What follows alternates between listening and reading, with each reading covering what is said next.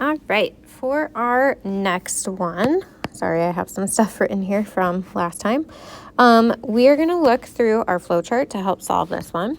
So first thing, can it be written in x squared equals k? Nope, because we have an h squared and an h. The GCF, the only factors of 9 are 1, 3, and 9. That's our smallest number. 3 does not go into 49, neither does 9. So we don't have a GCF to factor out. Next are the first and the last terms perfect squares. 49 is a perfect square, so it's h squared. So this one is yes. And 9 is a perfect square, yes. One other thing needs to be true for us to go into the yes. It didn't fit on here when I was typing, so we're going to just write it off to the side. So another thing that we are looking for is that if we take 2 times the square root of a times the square root of c, that should equal our b value. So if we look at this one, because we know we have perfect squares, we're going to take the square root of a, which is 49, that equals 7. Square root of c, which is 9, that equals 3.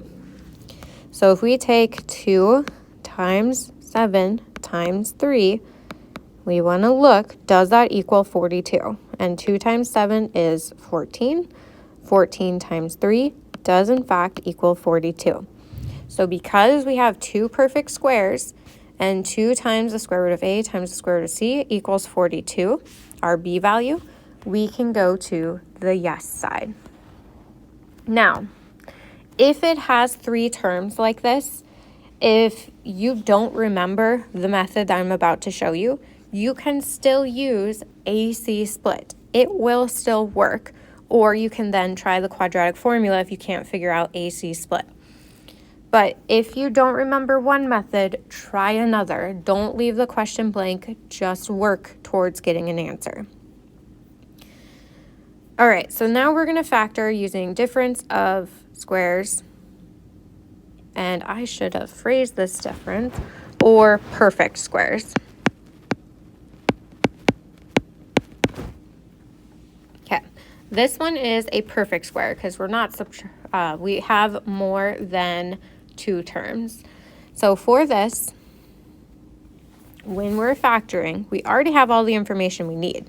So when you factor, when you have perfect squares, you are going to get the same thing in parentheses 1 as you get in parentheses 2.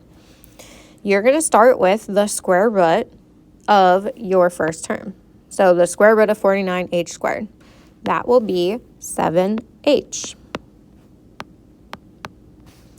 Then the second value is going to be the square root of our c value, which is 3. The sign that is in front of b is going to be the sign in front of or inside the parentheses. So both of these are going to be plus 3.